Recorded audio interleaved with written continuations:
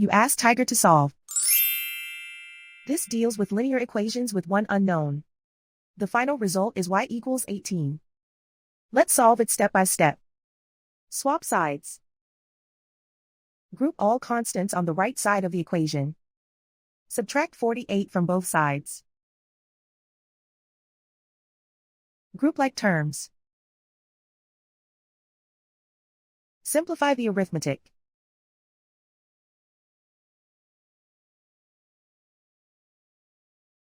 Isolate the y. Multiply both sides by inverse fraction 6 over -1. Group like terms.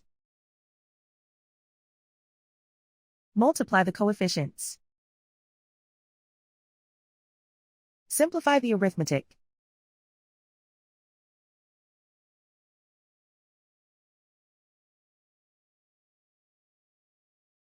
And so the final result is y equals 18.